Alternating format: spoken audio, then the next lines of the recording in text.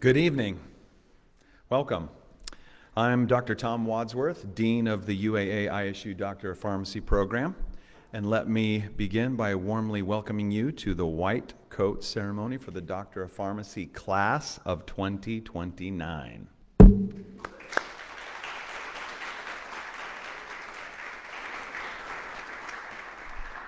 Tonight we celebrate the initiation of our newest class of students. This ceremony is the rite of passage, symbolizing your transition from pharmacy student to student pharmacist. And this may seem like a subtle transposition of words, but it does mark a big step, a step in responsibility and a big step in your identity. Simply put, when you put on your white coats today, it will convey a powerful image to the public. It will convey authority, trust, and integrity. And with it comes great responsibility. And that responsibility will be learned and it will be earned over the next 4 years. Tonight you will don your white coat for the first time, and it will symbolize your pledge of excellence to the profession and to your ISU family and your UAA ISU Doctor of Pharmacy family, to your loved ones who are here to observe this, and to all others for whom you will become a professional healthcare team member. I want to take this opportunity first to recognize a few special guests in our audience. They are excited to share tonight's celebration with you and have taken the time out of their busy lives to come and support you. These are also people who have contributed significant amount of time and resources, and I would just say support to the pharmacy program since it was founded in 2015. And advocating for greater access to healthcare services and training healthcare professionals right here in Alaska, for which we are incredibly grateful. Please rise as your name is read and remain standing until all names have been read, and I'd ask the audience to please hold your applause until everyone has been acknowledged. With us today is Senator Kathy Giessel of the Alaska State Senate, Kathy Kraft, the Interim College of Health Dean, University of Alaska Anchorage, Dr. Valerie Bixler, South Central Representative of the Alaska Pharmacy Association, Terry Hall Clouda, Bernie Pharmacy and Clouda Foundation President, Dr. Brittany Keener, President of the Alaska Pharmacy Association, Representative Justin Ruffridge, Alaska House of Representatives and Doctor of Pharmacy, Dr. Brandy Signamartin, Executive Director of the Alaska Pharmacy Association, Dr. Amy Young of the Alaska Pharmacy Association, Dr. Kathy Young of the WWAMI School of Medical Education, Dr. Ashley Shaber, Chief Pharmacist and Director of Pharmacy at the Alaska Native Medical Center and Chair of the Alaska Board of Pharmacy. I'd also like to thank the Alaska Pharmacy Association as a whole, also Albertsons Companies here in Alaska, you know them as Safeway, and also Bernie, Clouda, and Terry Hall for their unwavering support of this event, and Walgreens for their longstanding support of our students here, which helps make this ceremony possible. Thank you all for being here and celebrating and supporting our new student pharmacists.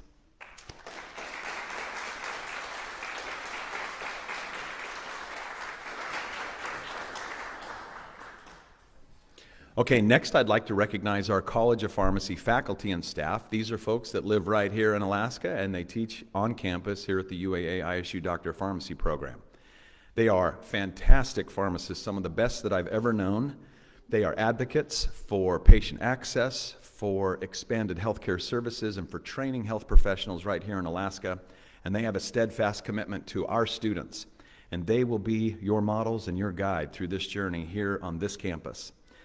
Please stand as I call your name. Dr. Karina Stark, Dr. Brandy Signamartin, Dr. Ballard Saul, and Dr. Coleman Cutchins. Please join me in welcoming them here and supporting our pharmacy students.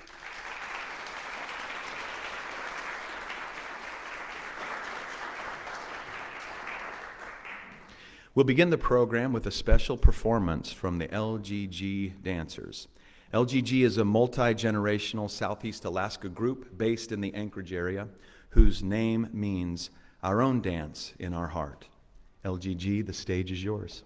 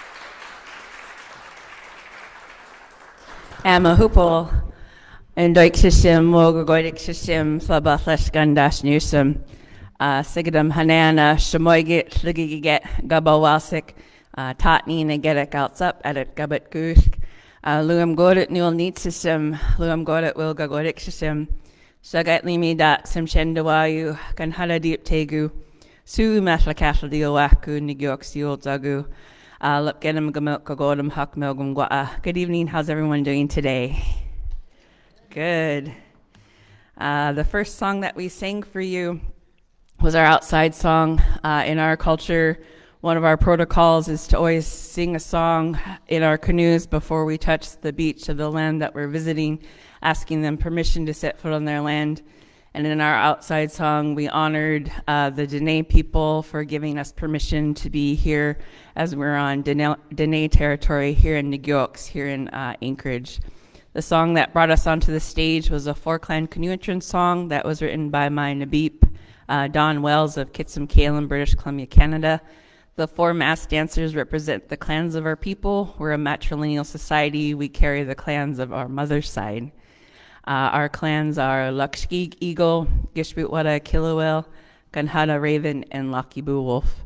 The next song that we like to share with you is a welcome song.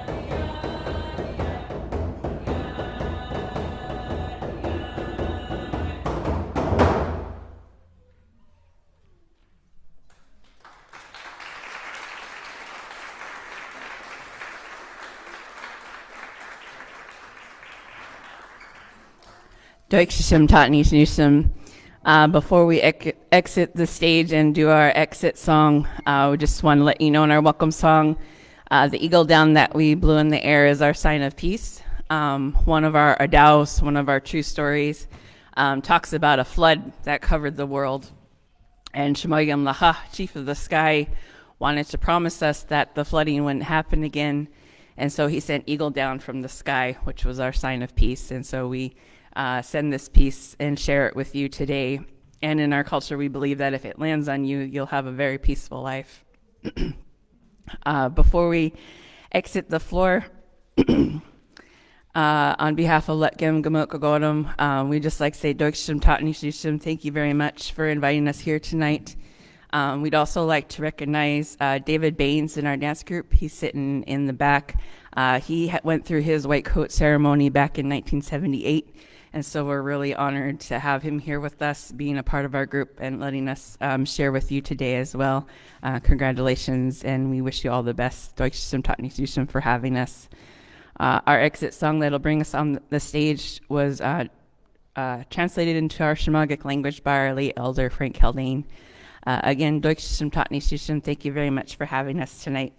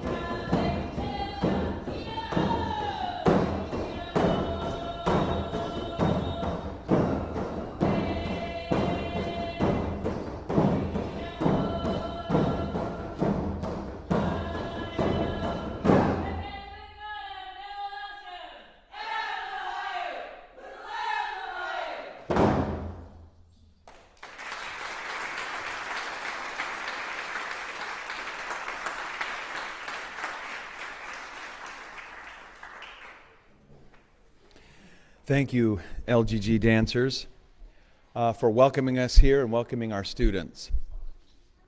Got the mic here. I want to turn the mic on for our soft-spoken representative, though. He needs as much as he can get. There we go. Test, test. There we go. Thank you, LGG dancers. Okay, at this time, I'd like to introduce our first guest speaker, Representative Justin Ruffridge. Dr. Ruffridge moved to Kenai Soldotna area with his family in 1994 when his parents, both educators, braved the journey north to teach at a small Christian school. They actually came from Riggins, Idaho, which is a place where I used to go salmon fishing.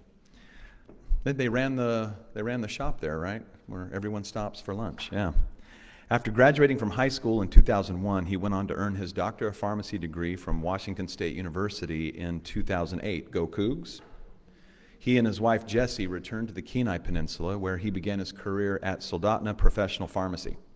Several years later, he and a business partner acquired Soldotna Pharmacy and the Juneau Drug Company in downtown Juneau and Alpine Apothecary in Girdwood.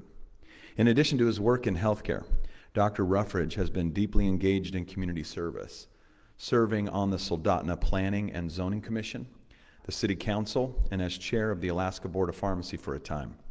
He also is a Little League coach and a house advocate and a firm believer in thoughtful, collaborative leadership. In 2022, he was elected to the Alaska State House of Representatives, District 7, and he was re-elected in 2024.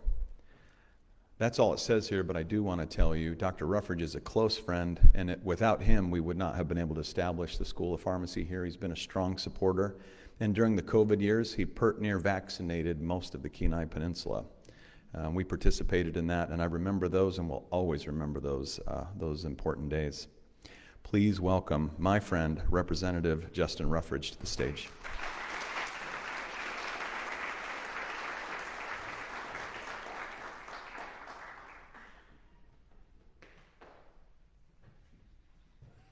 Well, it is a pleasure to be with you today. Thank you, Dr. Wadsworth, for those kind remarks and opening. It's a real honor to be with you, and there's a lot of friends. Coleman, I haven't seen you in a long time. It's really good to see you. The pharmacy world in Alaska, and I dare say the pharmacy world in general, is a small place, and you are truly joining a family when you put on the white coat. I was struck by, this is not on my notes, and I'd like to thank the folks that were just here before me. I thought it was very symbolic to have the children on the stage during the dance.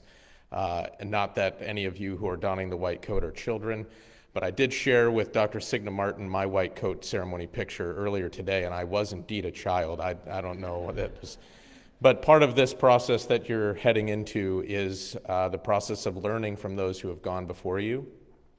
We've braved, I think, a wide world of change, and I loved watching the children up here learn, try to follow along, and a lot of that is, I think, what you're embarking on as you take this journey into the pharmacy world. But the white coat ceremony for me had been a real milestone in the start of my career. It is something that I remember fondly to this day.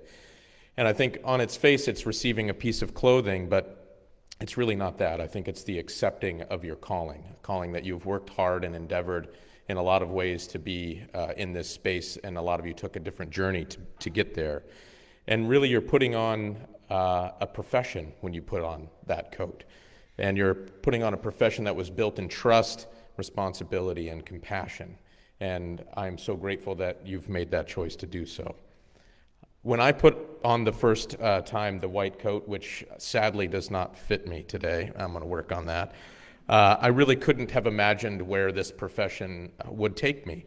Like all of you, I shared a deep interest in the sciences and in math, and really struggled in high school to try to decide where would this take me. And I found that I really had a desire to serve other people. And I found over time that pharmacy was calling to me, because I knew it was more than just about medications or doses, that it was about the people that I would get to interact with every day, both coworkers and our patients. Every pill, every dose, every consultation is uniquely tied to an individual.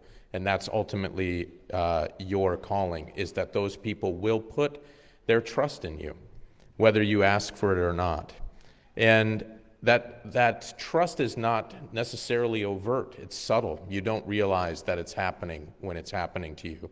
And case in point, when I was a pharmacy student, I was working at a Fred Meyer in downtown Spokane, and I had a patient that saw me for many, many months as I was working at as an intern there.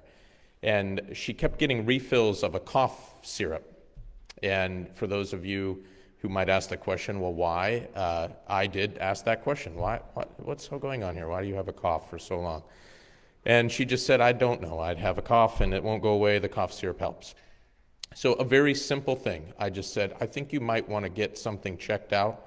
Coughs don't generally last that long, and I think you should ask for a couple of things. And I gave her some advice.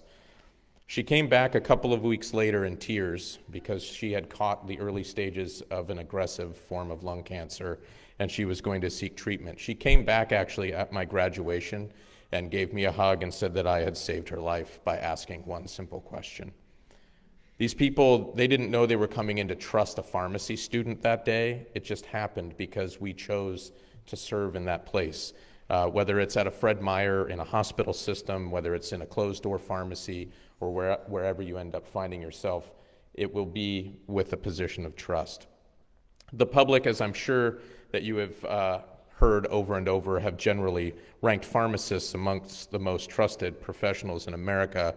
Yes, Senator Giesel, the nurses still outrank us. I apologize. We're coming for you. That trust is not given lightly. It is earned every single day. And by donning this white coat, you are joining that field and ensuring that every dose that you give to a child is the right dose, every vaccine you give to a grandmother is the right vaccine, and that your community may have access to things in critical times of need, similar to what Tom mentioned previously during a crisis of COVID. What do you do when you are faced with an unknown? How do you make decisions? And there are people in this room right now that I spent a lot of hours on the phone with. How do we, as pharmacists in Alaska, take care of our people in our unique communities when there might not be someone else to do it? And the realization that people place trust in me really didn't shape just my career as a pharmacist. Eventually, it led me to the legislature. And in both roles, though, the question is still the same. How can I serve the people of my community better? And whether it's as a patient across the counter from you, or a community, or across your state, our duty, I think, as pharmacists is to listen to people. That's the thing I learned the most that I think crosses the boundary between legislation and doing my work as a pharmacist is, can you listen to people? Can you care about the thing that they are bringing to you uniquely in that moment, whether or not it's something that you've had any experience in or not? And then can you act with integrity to take an action in that moment of need for that person, whether it is for their need for legislation or for care? Wearing this coat actually is stepping into one of the greatest and fastest evolving fields in healthcare. And my gray hair and Tom's gray hair will certainly attest to all the changes that has happened in the fields of pharmacy. Our medications are more complex, they are more personalized, and our healthcare system is more interconnected than ever before. And you will not only be asked to be a medication expert, but you will be asked to be an advocate. I think you could ask many of the people in this room whether or not they expected to wear the 3 or 4 hats that they are probably wearing right now, and they would tell you no. They wanted to wear maybe one, maybe a half of one, but they've all stepped into roles that they think are needed and necessary to pursue the career at the highest of the levels that they can. One of the things I think is most key about this profession is that it gives you access to people potentially at their most vulnerable time. That's very unique. Not a lot of other professions do you get to have access to a person's innermost concerns or cares about themselves or their loved ones. And I think that speaks again to the level of trust that's going to be required for you when you put on the coat and join this profession. That place of vulnerability allows you to see people maybe with the veil down or their guard down, And you have to act with the integrity that you will learn, and I'm sure each of you have already in this process of going through this school. During my time in public office, I've shown, I think, to myself, my family, my colleagues, that this profession does not just sit in a vacuum. I think that many of you will be called upon, hopefully, to take my place at some point, and work on policy, work on the economics of healthcare, work on legislation that shape the way that we practice pharmacy and how patients receive care. 2 individuals in this room have worked tirelessly on that effort. Senator Giesel, thank you. Dr. Shaber, thank you. Actually more, Dr. Wadsworth, Dr. Signa Martin, and others. Coleman, I know you've been involved in a huge effort on many fronts. We aren't going to just be asked to go to work every day. You will be asked to put on other hats.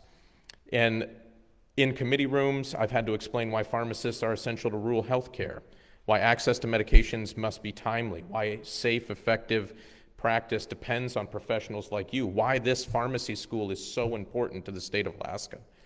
We were one of the last states to receive access to the Doctor of Pharmacy program for our state. Your voices, and thank you to many of you who have spent the time to already advocate for your profession, and this school has a long-standing tradition of coming to Juneau and decorating the halls with these very same white coats, and it makes a big difference. When you're there and you line the gallery and you go into legislators' offices, they say, who are these handsome young people in their white coats, and why do they matter? And it really opens up some doors. Your voices matter. Your voices matter in the State House, it matters on Capitol Hill, and I hope that one day you stand both in your white coat and proudly standing as pharmacists advocating for your profession. It is needed now more than ever before. The white coat finally is a symbol of the knowledge that you hold as a pharmacist, but more than that, I think it actually describes the humility that it takes to work as a pharmacist. Science is powerful, the science of medicine is powerful, but I think it must always be guided by your compassion for people. It reminds us that patients are not just numbers, they're not charts, they're not doses, they're not converting pounds into kilograms or kilograms into pounds, or I think it's is it still 2.2? Thank goodness. All right, I remembered. But they are people, their families, their stories, and their hopes and dreams. I can promise you there will probably be lots of long nights. There will definitely be difficult patients, moments where your responsibility feels heavy. But there will also be times, mostly of profound joy, and that's what you will remember. The time that you catch that interaction, or the patient with the cough that doesn't go away. The time that you help somebody understand what it means to have a new diagnosis, and that there's hope in that diagnosis, and that you're there for them. The time that you see for the first time that the care that you have provided to someone has truly made a difference, and that is why you are choosing this work, that is why you are putting on the coat. So I'm going to leave you with a challenge for 3 things. The first thing that I remind everyone, and I think Ted Lasso stole this from me, and that is to stay curious. Your job will change every single day. We are forced by regulation from the Board of Pharmacy to do our continuing education, but our day, every day, is a continuing education. And let that curiosity push you outside of your comfort zone. You can ask my wife, who is here today, if when she was with me at this white coat ceremony 20 some odd, we won't go into that, years ago, would she have ever expected me to stand on a stage encouraging other people that are about to don their white coats? As a person who has owned a pharmacy, who has worked in the legislature, who has done work in our state advocating for this profession, we would have probably thought I wasn't going to make it through pharmacy school, frankly. But let it push you outside of your comfort zone. I think pharmacists by nature are people that like the rules, and they like the things that feel comfortable, because math and science are things that are direct, but our job is not always that direct. Stay compassionate. That's a lot of the reasons why you've chosen this profession, but sometimes it gets hard. A lot of people will be asking for your time and for your knowledge, but remember that knowledge without your empathy that drove you to this profession is incomplete. And finally, speak up. Speak up early and often. It's not always easy for pharmacists. We sometimes like to stay in the background. But speak up for your patients, speak up for your profession, and ultimately take the integrous route and speak up for what is right. You are stepping into a profession that has given me so much. It has given me a path for purpose, a path for service, and a way to improve the lives of my community. And my hope for you is that you find the same, and I know that you will. And I hope you wear this coat with pride today. I am proud of you, and I'm proud of the mission that you've embarked on. And make sure that you are serving with humility. You are not just a future pharmacist. You are a future community of trust for wherever you choose to serve. And I hope you do so with compassion and leadership, and make sure that you speak up whenever the chance avails itself. Congratulations and welcome to my favorite profession, the profession of pharmacy. Thank you.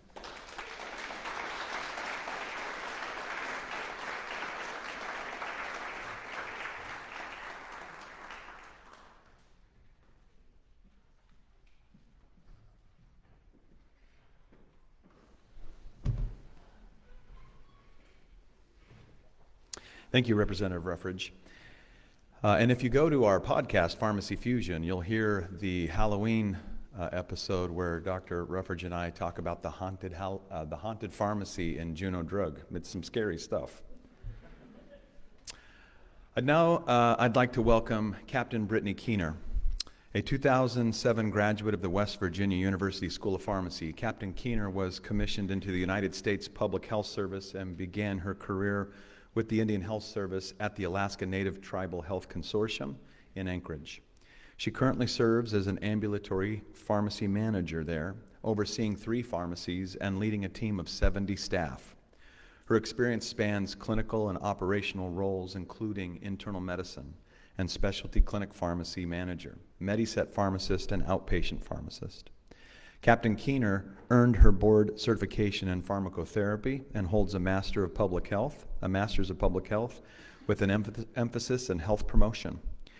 She has also been a strong advocate and leader in professional organizations, serving as the president of the Alaska Pharmacy Association and holding multiple leadership roles in USPHS and contributing to the Idaho State University College of Pharmacy Dean's Advisory Council. Through her dedication and leadership and advocacy, Captain Keener continues to make significant contributions to the advancement of pharmacy practice and public health. Please welcome Captain Brittany Keener to the stage.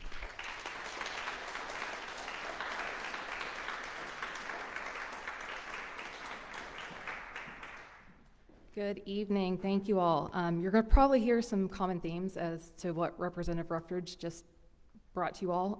It's kind of funny. Going to talk about a lot of the same stuff. It is truly an honor to be here before you today as you don your white coats and this incredible journey into the profession of pharmacy. As the current president of the Alaska Pharmacy Association, I want to offer my heartfelt congratulations on your recent academic accomplishments and most notably your acceptance into the UAA ISU Doctor of Pharmacy program.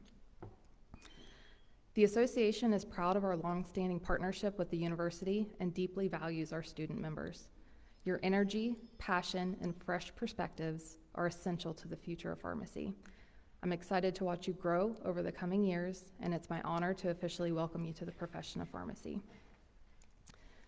As I reflect on my own path, I never imagined where this career would take me. Pharmacy will offer you incredible opportunities if you're open to them and willing to put in the work. 22 years ago, I sat at my own white coat ceremony, not knowing that one day I'd be reviewing editorial responses from an assistant surgeon general to the American Medical Association, leading national work groups, serving as the 2-time president of AKPHA, or even advocating for a profession at the state capitol. If someone had told me back then, I probably would have laughed, but that's the beauty of this profession. It can take you places you've never imagined as long as you stay curious, resilient, and open to growth. Look to your right, your left, and all around you. These are your people, the classmates that you're going to study alongside, lean on during the challenging times, and celebrate the wins. This journey won't always be easy, but the bonds you build will help carry you through. Cherish these connections. Many of them will become lifelong friendships and professional allies. As you progress through pharmacy school, let AKPHA be a resource and partner in your journey. Engage with us, connect with mentors, participate in our committees, attend our CE events, advocate for the advancement of the profession, and support community initiatives. These experiences will not only enrich your education, but also strengthen your leadership, communication, and professional skills, and help you build connections with future employers. As Representative Ruffridge mentioned, pharmacy is a very small world, and it's even smaller here in Alaska. Your involvement in AKPHA will open doors, force meaningful relationships, and provide opportunities far beyond the classroom. We encourage you to apply for the AKPHA Student Scholarship. This is awarded annually at our convention in February. As you heard, our Executive Director, Dr. Brandy Signamartin, also holds a role with the university, which creates unique opportunities for you as students. These include internships, rotations, event planning, grant writing, advocacy, direct involvement with our board of directors. Please get involved. You'll never know where it might lead you. My own involvement with AKPHA has shown me the power of advocacy, and despite being a small association, we've made significant legislative strides over the past few years, and this is thanks to the dedication of our members and our partners. We've made really good progress in shaping pharmacy practice across Alaska and also in the United States. We are entering a time of rapid and profound transformation in healthcare, and pharmacy is leading that charge. From adopting the standard of care model and embedding clinical pharmacists into care teams, to advancing digital health, precision medicine, AI-driven technologies, and expanding scopes of practice, the role of the pharmacist is evolving like never before. As future pharmacists, your responsibilities will extend far beyond dispensing. You will serve as educators, advocates, diagnosticians, problem solvers, and leaders, advancing innovative, patient-centered care in every setting. Embracing this dynamic landscape requires flexibility, innovation, and a commitment to lifelong learning. This evolution aligns directly with our mission here at AKPHA, which is to empower and engage a united pharmacy profession to elevate the health of Alaskan communities. The work ahead of you is not only about adapting to change, but also to helping lead it, improving access to care and making a lasting impact in every corner of our state. This is your time to help redefine what it means to be a pharmacist in the 21st century. As you grow into your professional roles, remember our AKPHA vision, which is quality pharmacy care from one Alaskan to another. It reflects the personal, community-focused nature work that we do. Whether you're serving in a rural village or somewhere like here in Anchorage, your contributions will matter, and AKPHA is here to support you every step of the way. There's more work ahead. We need your voice, and I challenge you to be part of the change. Join us in shaping the future of pharmacy in Alaska, and as you embark on these next 4 years, I encourage you to stay curious and courageous, embrace challenges as opportunities to grow, maintain a growth mindset, get comfortable being uncomfortable, prioritize your self-care. Your well-being is vital to your success, and believe in yourself. Aim for progress, not perfection. And most importantly, remember your why. You chose this profession to make a difference. I look forward to getting to know each of you and working alongside of you as members of the Alaska Pharmacy Association. And once again, congratulations and welcome to the profession of pharmacy. We're proud to have you join us in our community. Thank you.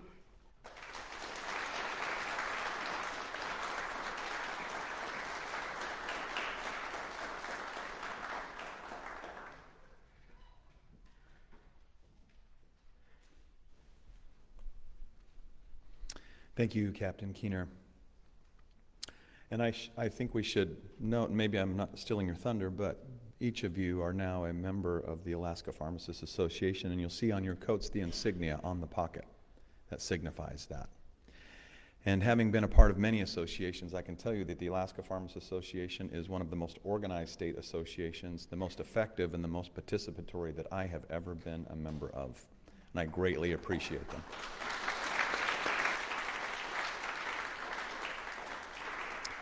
Which seems like a good introduction for our next speaker. I'd like to introduce Dr. Brandy Signamartin. Dr. Brandy Signamartin is the Executive Director of the Alaska Pharmacy Association. She's also a colleague of mine and a faculty member at the UAA ISU Doctor of Pharmacy program. She too earned her Doctor of Pharmacy degree from Washington State University College of Pharmacy. and Pharmaceutical Sciences and completed an executive fellowship with the Washington State Pharmacist Association. Dr. Signa Martin is perhaps the most passionate advocate and effective advocate I've ever known. And her advocacy for the advancement of pharmacy practice she serves on many regional and national advisory boards and is well recognized. We are very honored to have her on our faculty and in our state, and pleased to have her address you tonight. Dr. Brandy Signa Martin.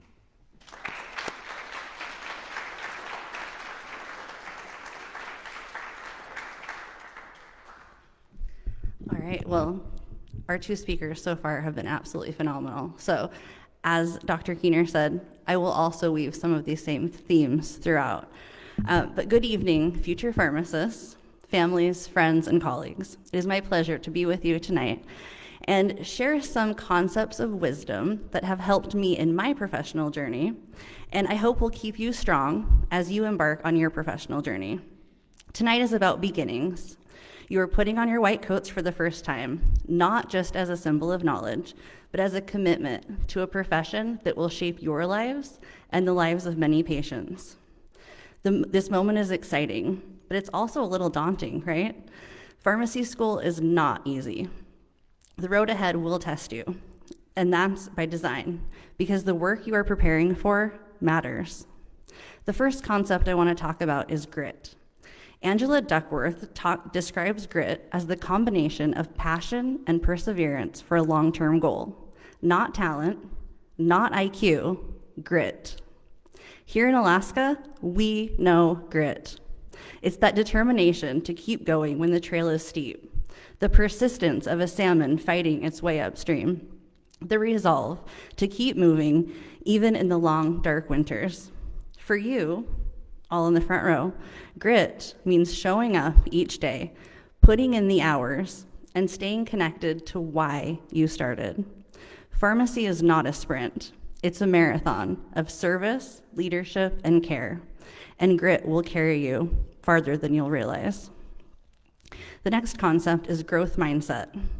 Researcher Carol Dweck talks about the growth mindset, the belief that abilities are not fixed, but can be developed through effort and learning throughout our lives.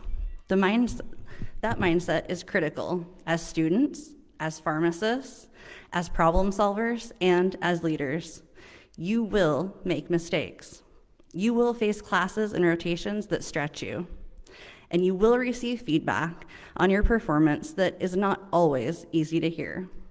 But if you face those challenges and take that feedback as opportunities to grow, every difficulty becomes part of your development. And growth isn't just about academics. It's also about leadership and professional identity. As pharmacists, you are leaders. Leadership doesn't always come with a title or a position. More often, it shows up in smaller, quieter ways, advocating for a patient, mentoring a peer, or being there, being the steady voice in a difficult moment. Both matter, both require courage, and both grow with practice. Leadership is a journey, not a destination. When I was a first-year pharmacy student, I wanted to run for a leadership position. To do so, I had to stand in front of all the students and faculty in my college and give a 1 to 2 minute speech. I was terrified. My heart raced. My face flushed red. My palms were sweaty. I stumbled over the words written on my note card. I was certain that everyone in the room knew how uncertain I felt. And yet I did it. It wasn't perfect, but it was a step. And then another step. Over time, through years of doing these hard things and stepping outside my comfort zone, whether speaking with policymakers for our profession or addressing groups of friends and strangers, I found confidence in my voice. So even now, as I stand here tonight, my heart still beats a little fast. I still hope my words come out the way I intend. But I also stand here knowing this.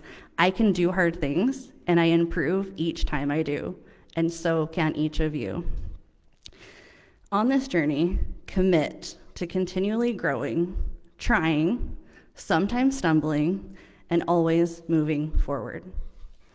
Earlier this year, before attending a meeting with the tribal health pharmacy directors, we were asked to watch Admiral William McRaven's famous commencement speech. He spoke about lessons from Navy SEAL training, training that pushed men to the very limits of their strength, their courage, and their willpower. SEAL training was 6 months of relentless physical and mental trials, freezing swims in shark-infested waters, endless miles of running on the beach, carrying boats over their heads until their bodies gave out, and nights of being neck-deep in mud with no end in sight.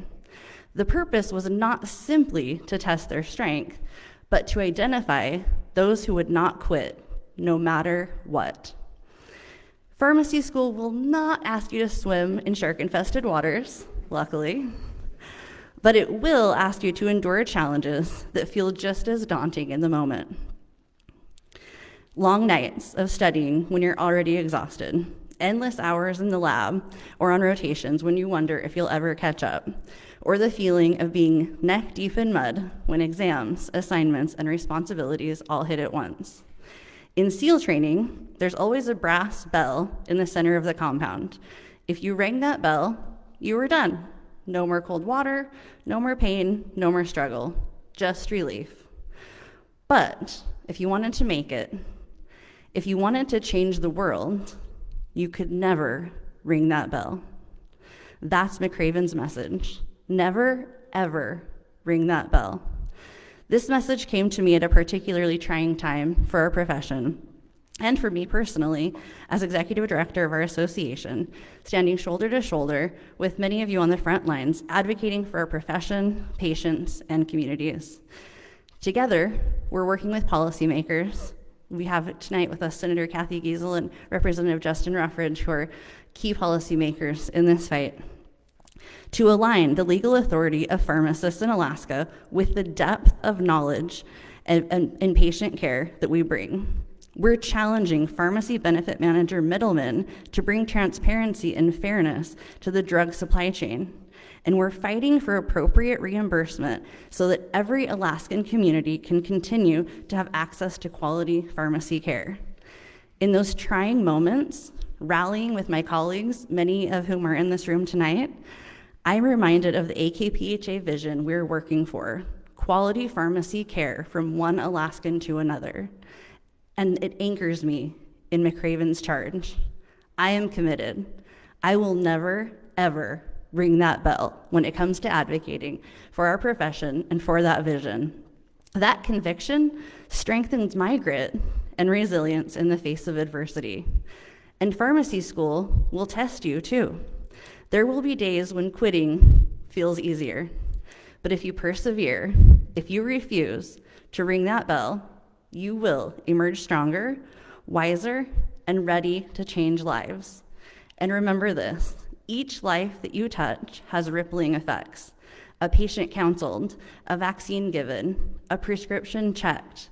You will save lives, sometimes in ways you never even know. And those lives will ripple outward through families, communities, and generations. So tonight, as you put on your white coats, remember, success will not be defined by talent alone, but by grit, the passion and perseverance to keep going. Growth comes from embracing challenges, learning from mistakes, and stepping into leadership. And when the days get hard, remember McRaven's words, never, ever ring that bell, because Alaska needs you, your communities need you, your patients need you, and the world will be better because you chose this path. Congratulations, and I am so excited to welcome you to our profession. Thank you.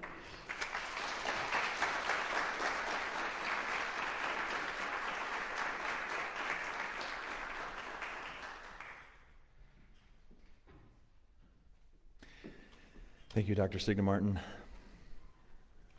Okay, I now hand this portion of the ceremony over to Dr. Ballard Saul. He's clinical assistant professor at the UAA ISU Doctor of Pharmacy program, and he will serve as our master of ceremonies this evening for the coding of our incoming P1 students. Dr. Saul.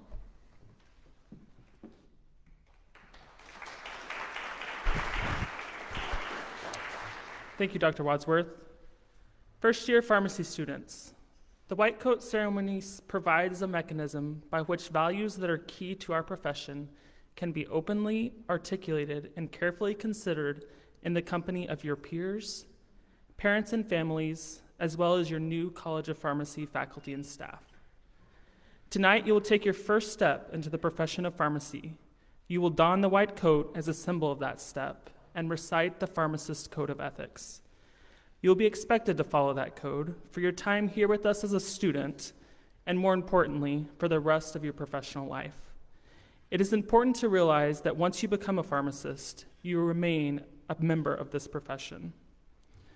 Now is the time that we've all been waiting for, the presentation of your white coat. Audience members, I do hope that you have your cameras ready. The first student will be coded by their mentor, and the remaining students will be coded by our College of Pharmacy faculty, Dr. Brandy Signamartin and Dr. Karina Stark. Drs. Signamartin and Stark, will you please join us on the stage at this time? Students, please move forward to the stage and wait for your name to be called.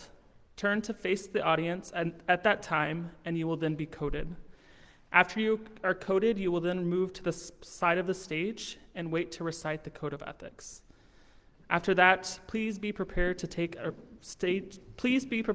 class photo following the conclusion of the ceremony prior to joining us for the reception in the lobby. Those of you who are coding a student may return to your seat after you've coded your student. So, here we go. Y'all ready? Okay, our first student tonight is Javier Pineda, who is going to be coded by their mentor, Dr. Robin Hart.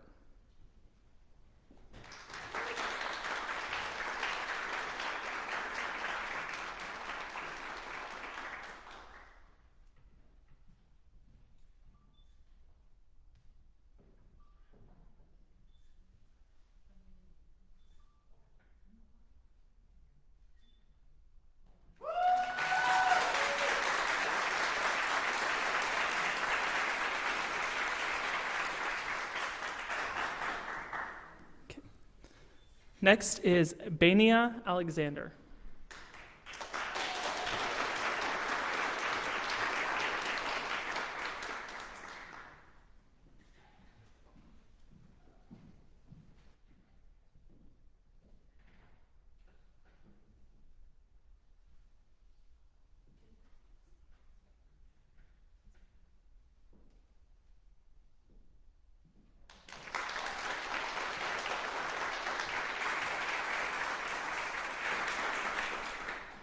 Joanne May Kabag.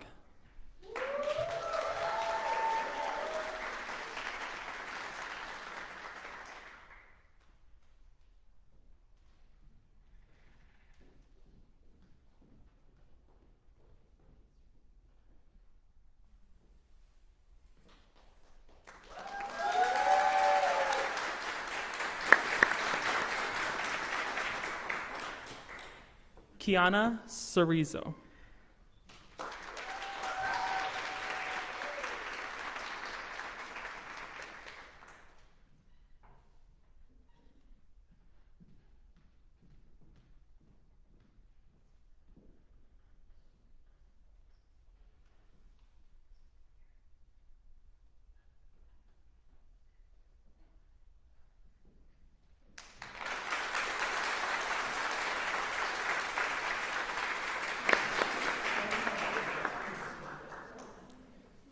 Trang Doan.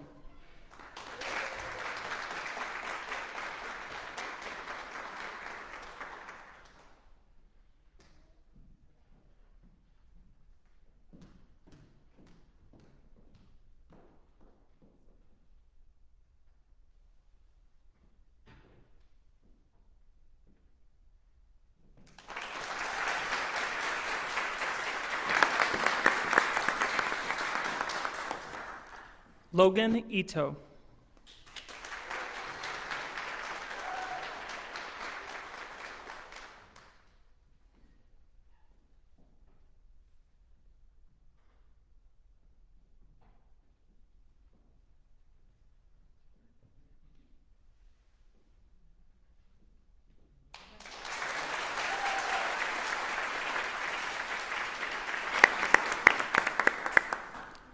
Colton Lambert.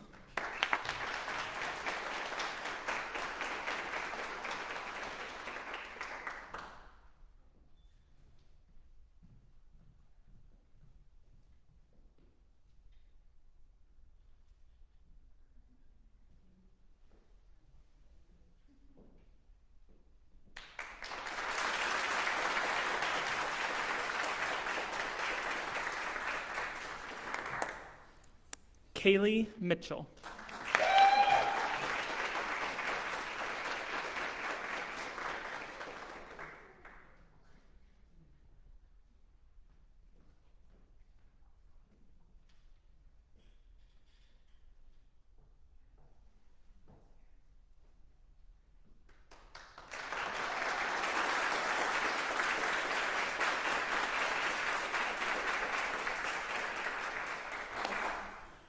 What an impressive group of student pharmacists we have.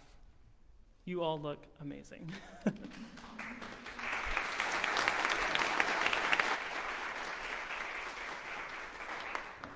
I now invite to the stage our 2025-2026 Student Senate and PPSA President, Samantha Buck, to lead the recitation of the Pharmacist Code of Ethics.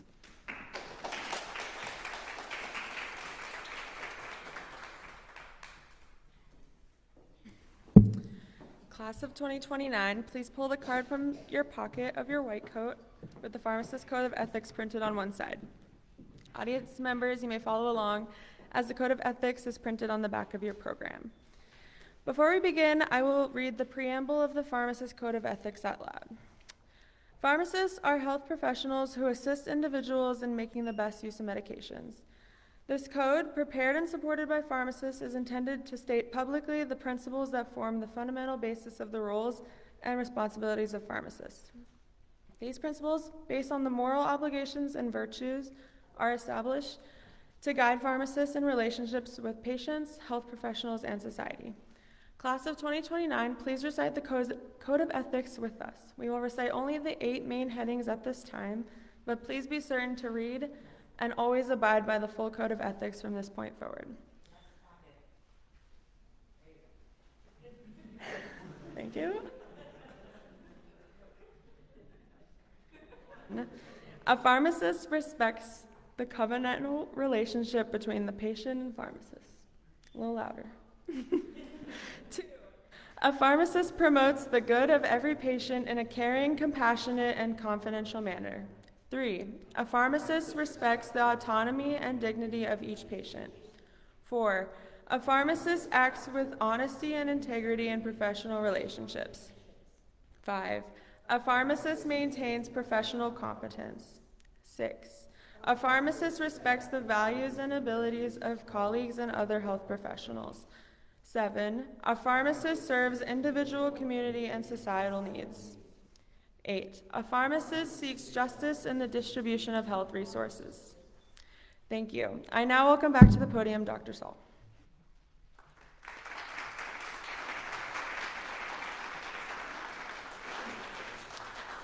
Thank you, Samantha. First-year students, congratulations to you. I'm honored to be the first to welcome you to the profession of pharmacy and acknowledge the important role upon which you have just pledged and will now embark.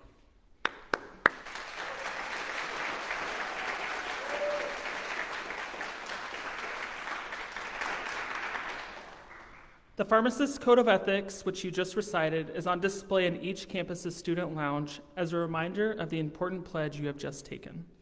I will now turn over the time to Dr. Wadsworth for closing remarks. Students, please remain standing for a couple more minutes. Dr. Wadsworth?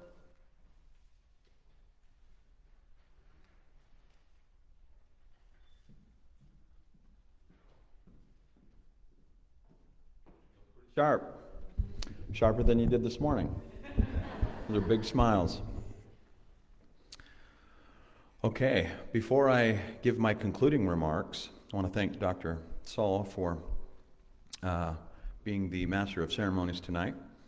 But we do have a special announcement to make, and to make that announcement, I'd like to invite Terry Hall Clouda, owner of Bernie's Pharmacy and founder of the Clouda Foundation, to the stage for that announcement.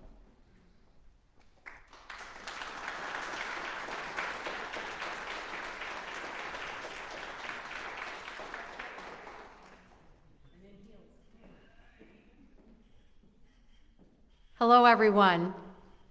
I think I need to be that loud, do I? I would just like to say congratulations to these 8 wonderful students, and certainly you have a great life ahead of you. It's not always working in a Fred Meyer or a Native hospital or even a hospital, but I represent independent pharmacists. Same with Representative Ruffridge, who also represents independent pharmacy.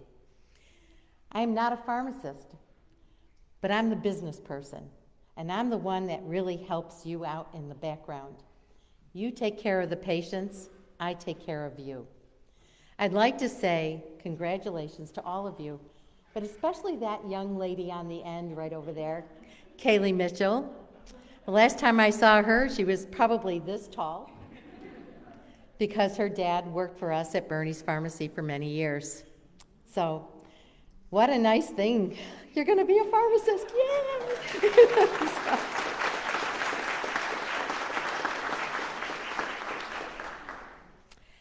Over the years, we always had precepted pharmacists from other colleges of pharmacy, doctor of pharmacy programs all around the lower 48. And how wonderful it was when Alaska got their very own doctor of pharmacy program. Unfortunately, Bernie didn't live long enough to see that happen.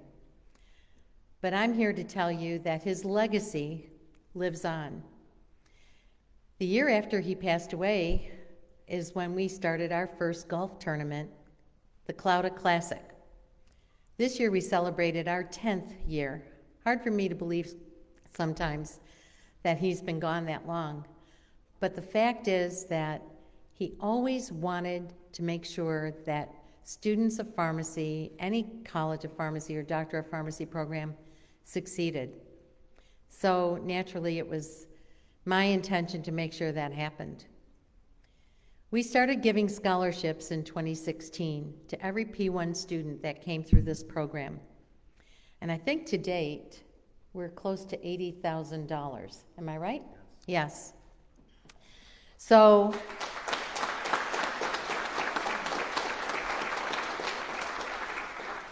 it's always fun for me to come up and give the final wow factor of it all. And the fact that tonight, all 8 of you are receiving $1,000 scholarship from the Clouda Foundation so that you can pursue your educational future.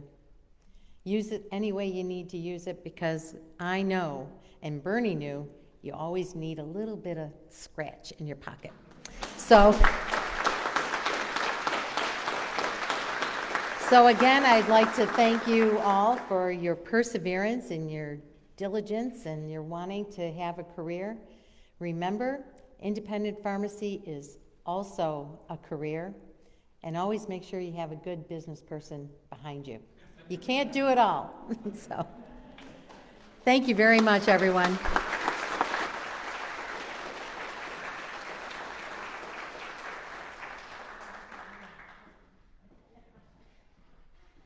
Yes, check your coat pocket for a special name. Terry also donated the funds to provide the white coats tonight for each of you.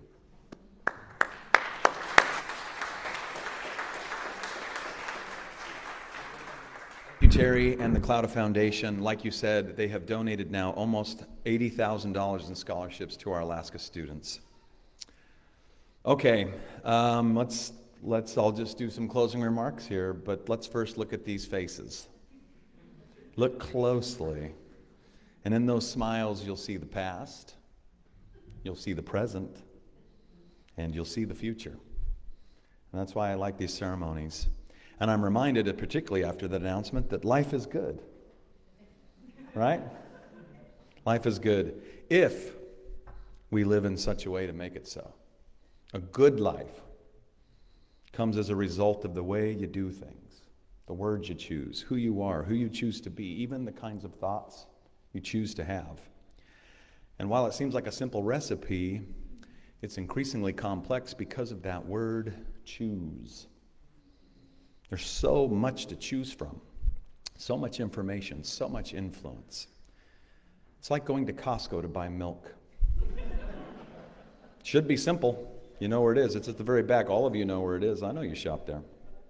But if you go to Costco, there are so many choices, so many distractions. You go in for a gallon of milk, you're definitely coming out with something else. 50-pound bag of peanuts, maybe? Television? Maybe even a year's supply of Gasline antifreeze? Yes, that ring a bell? That would get you through the next ice age, I'm sure. With so much to choose from in this life, it can be disorienting, and when funneled by influence, we can be like cattle, driven to and fro, to watering hole to watering hole. And it seems to me that we now live in a time that will come to be known as the great age of influence, ushered in by the age of information seemingly everywhere, and yet nowhere at the same time.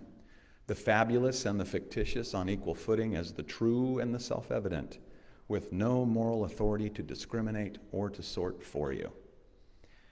Used to be, and here's the first time I probably ever said this, when I was a kid, we used to read from books. Books are these things that are bound, they open up and they're made with paper, and paper comes from trees. Okay, they don't even know what that is. Okay. But you used to go to the library, and if you wanted to do a book report, say on Egypt, you could go to the librarian. The librarian would say, well, over here is about Egypt history. These things are true. That's called nonfiction. Over here, if you want to learn about the ancient aliens who came and built the pyramids and made pancakes for early man, that's called fiction. That's on this side. So it was easy to discriminate, easy to be between fact and fiction. Norman Brown, a 20th century philosopher, observed, the man of knowledge in our time is bowed down under a burden that we never imagined, the overproduction of information and ideas that cannot be consumed. And here we are in the opening decades of the 21st century, literally choking on that information. One of the reasons information is in such a state of endless overproduction is that it's strewn all over the place, spoken in 1,000 competitive voices and platforms.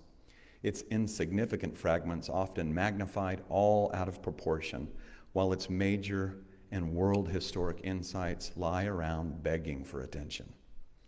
There is no throbbing vital center of authority to help you sort the waves of information. The challenge is to find the truth underneath the exaggeration, to cut away the excess elaboration and distortion, and to find the truth where it is.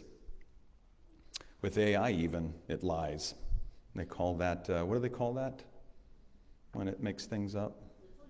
Hallucinations. And that used to be psychedelics. So one is left really to their own limited experiences rather than the shared human experience that puts us on the proverbial shoulders of history so that we can look a little bit further down the road than our forebears did. And unfortunately, our own experiences are very limited, and we need to be aware that that is what sets the table for influence. And if you're not careful, we might even begin to believe everything we hear or everything we read, and even more insidious, like I cautioned you earlier today, you might even believe everything you think. Hugh Nibley, a theologian and philosopher, stated best many years ago, good words of advice, resist the historic mistake of underestimating your own ignorance. And with that, a realization that the information we consume is laced with influence and designed to reinforce what you already believe. A steady diet of self-bias, they call it. You thought you were using social media to connect with your family and friends, but it turns out social media has been using you. You thought you were searching Google, but in fact, Google has been searching us. And all of this influence and self-bias leads to hubris, self-inflated arrogance, superiority, ignorance, intolerance, and ultimately and unfortunately anger and contempt, especially for those who differ from our viewpoints. And we are left dancing around the fires of tribalism, factions and ideologies, and intolerance. This is the day and the future that these student pharmacists find themselves. And it will be to them that we look for understanding. It will be their kindness, their generosity, their truth, rooted in reality and science, the scientific landscape, that we will find the truth. So I say to you, last of all today, be the professional society needs you to be.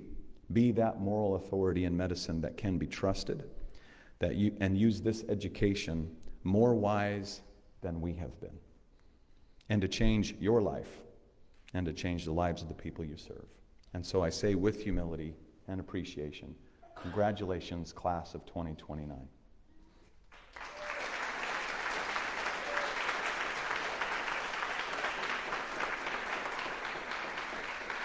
Okay, this concludes our ceremony, but we want you to stay on stage. We'd like to invite all those guests that we honored. If you could come up and get a photo, either individually or all together. I'm sure Senator Giesel and Representative Ruffridge, these would be great for your social media posts. Yes? Okay, we'd love to have you up here. Come on up, and then they'll stay up here for as long as you need to take photos with your family and friends, but let's do that first. Terry, I'd make sure you come up and we get an individual picture that way. The rest of you, you can stay and watch, or we invite you to join us in the reception, for the reception in the main lobby. We look forward to greeting you and visiting with each of you. Please enjoy the rest of your evening. You're welcome to stay as long as you like. Thank you, and have a good night.